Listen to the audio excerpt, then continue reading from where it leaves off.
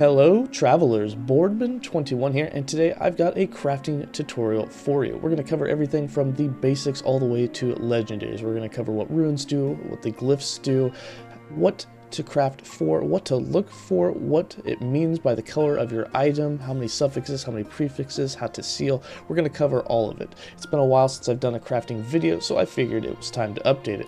We'll go ahead and start with a character that if you push F for the shortcut, you'll open up the forge, and with the forge, this is where all your crafting can be done. And you can do this anywhere in the game. You don't have to be in town, you don't have to go find a bench. You can do it in the middle of battling mobs if you really want to risk it. Now, as crafting works in most games, the point of crafting is to make an item better than when you found it. And in this game, you have several rarities and you have a thing called forging potential. So we have the common item, which has no affixes on it. This is going to have the lowest amount of forging potential when it drops. Then we have a magic item. A magic item is going to have 1 or 2 affixes on an item. Then we have a rare item, and this will have 3 or 4 affixes on it. Then we have an exalted item, which will be purple, and this one has at least 1 affix on it. That's tier 6 or tier 7, and we'll get into what tiers are in just a moment. And then we have uniques, we have legendaries, there's also set items and weaver will items, but you can't craft on those, so we're not going to worry about them at this time. Now, for a magic item, you'll see that this one has, starting with a common item, these are the worst items in the game. They don't come with any affixes, and they have the lowest amount of forging potential, which means you're going to have the least amount of crafting ability on it. But if you put this piece of gear in here, you'll see that you have a prefix side and a suffix. Prefixes are normally more offensive, while suffixes are usually more defensive. Now, as you level and kill mobs, they will drop affixes, and those affixes you pick up, and then you can transfer those crafting materials into a hidden inventory. When you want to, you can view those materials. As you can see here, these are all the shards I found and the number of them that I have, and there are over 100 different affixes in this game for all your crafting. Some of them can only go on certain gear types, some of them can only be placed as suffixes, and some can only be placed as prefixes. But the real thing is once you find this, you have the ability to craft them onto items until you get your forging potential reduced down to 0. For prefix, you can see here that my list of prefixes tells me that I can do throwing damage, void damage, a stat like int. If I'm doing minions, I can do minion health. And when I click on one of these to put it on, you'll see that it costs between 1 and 10 forging potential.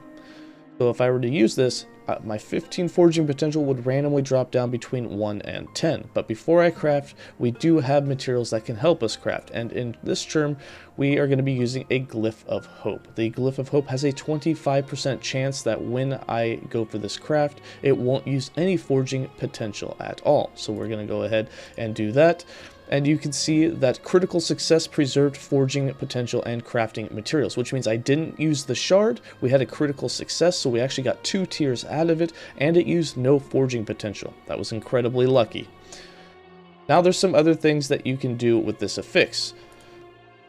Alright, now we've put in poison damage on the build, there's a couple of things we can do. We can continue to level it up by upgrading the affix. It'll tell you how much forging potential it could possibly take.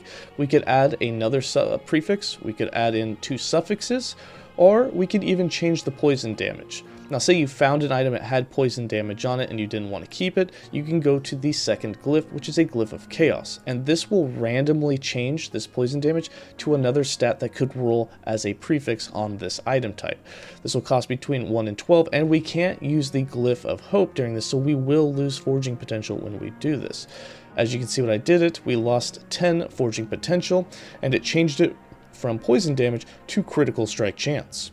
You will also notice that since we added an affix, if you have 1 to 2 affixes, it will make it into a magic item, so this has changed to a blue item. Now if we go over here to a rare item, you'll see that we have 3 affixes already on this, and we will look at the next glyph, which is a Glyph of Order. And this modifies the outcome of a craft when updating affix. It prevents the whirl of an affix within its range changing when it's upgraded. So not only do we have tiers to upgrading, but each one of these tiers has a rule. So if we look at minion health on this for tier 5, you can see the range is between 101% and 150%. We rolled 149%. Now you can't craft above tier 5, so we're going to go down to health. Health has a 6% to 7% rule, and we got 6. Say that we had 7, which was really good, and we didn't want it to be reduced, you could use the Glyph of Order, and it's going to keep that whirl, which means that if we updated this, we wouldn't get a max whirl. The tier 4 would still be on the lower end. So you want to use this if you have like a high whirl. For instance, the increased minion health, if that was tier 4 at 149%, that's almost a max whirl. You could upgrade it to tier 5 and keep the max whirl percentage. That is the entire purpose behind the Glyph of Order. I don't use them too much. And then we have a Glyph of Despair, and a Glyph of Despair has a chance of taking the affix and sealing it down below. Now you have to be able to craft, which means you can only do it between tier 1 and tier 4. You can't do it on tier 5, 6, or 7, so you want to do it a bit earlier. The chance is increased the lower the affix is and the more rare the item is. So for instance, if you have an exalted item, you're much more likely to seal an affix. For here, we can try and seal this necrotic resistance. And you can see we succeeded, and now on this item we can still have 4 affixes, 2 prefix, 2 suffix, and we have a sealed necrotic, which we can't touch, but it's a little extra stat on the bottom for us, so you can technically have 5 affixes. If we move over to exalted items, these come with the most forging potential. Typically a ton, so you can do a lot of crafting, and they typically have a lot more tiers already on it, so you have a lot of options to do. Now, so that we have all 4 of our affixes on this that we want, there are some other things that we can do, such as re-rolling the implicits. But we're going to start by removing some affixes. So the very first rune we have here is a Rune of Shattering. This destroys the item, creating a random number of affix shards containing its powers. And I've covered this in another video. Before using a Rune of Shatter and getting a random number of these affixes, and possibly none at all, you want to use the Rune of Removal, because this will remove a random affix, returning a number of shards equal to its tier. So if I use this, I'm guaranteed whichever one it removes. Say it removed health, I'd get 6 health shards guaranteed. Whereas if I shatter right off the bat, that may not happen. I may not get any health shards at all off of this. But we're going to start with the Rune of Refinement, which rerolls the values of affixes within their tiers.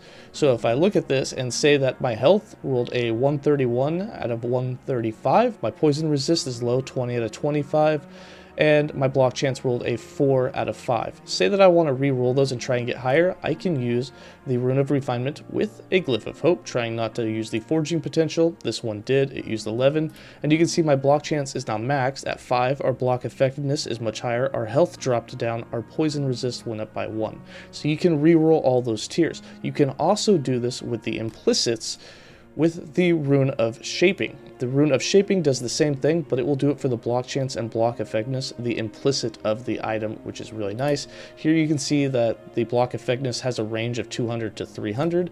I can re-roll that, and it went down to 232 from around 280 that it was at.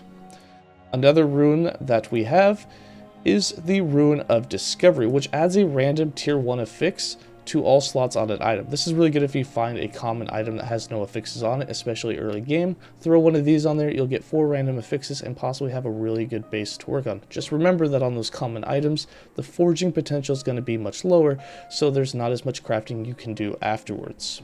The next rune that we have is a Rune of Ascendance, and a Rune of Ascendance is awesome. In fact, it turns any item you have into a unique of the same type. So here we can turn this shield into a unique shield or a set shield, and this one is Cynthia's Resurrection. Now keep in mind that it cannot turn into a boss dropped unique, but any unique that is randomly dropped in the game can be farmed this way.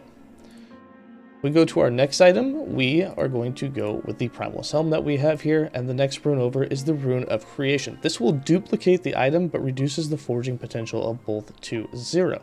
Now what's cool about this, say that you found an item that is really good, you've crafted it all the way up and you have just a little bit of forging potential left on it, and it's perfect, but you don't want to ruin it, or maybe you need some affixes off it, you want to shatter, or you want to try 2 attempts at using it as a legendary later, which we'll cover next. You can do the Rune of Creation and you will get a copy of the item. This one put on my mouse, and you can see we now have 2 of these without forging potential. Now you wouldn't be able to use these as a legendary because they don't have 4 affixes on them, but we'll cover that.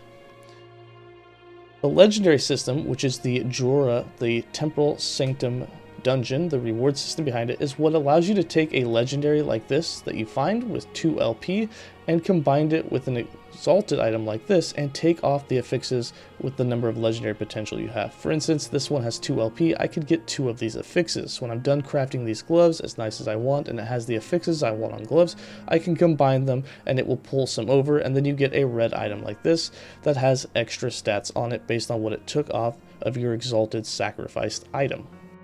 And then the very last rune that I want to cover is the Rune of Research. These were recently put in and they seal an exalted or a experimental affix that's on a piece of gear drop from exiled mages. Here I have an experimental pair of boots that has the experimental affix of 1.7 seconds of haste after you use a transversal skill and 14% increase effect. Now these rules can roll all the way up to tier 7. Here this one is tier 3. If you use a Rune of Ascendance, it's guaranteed no matter what tier to seal it down.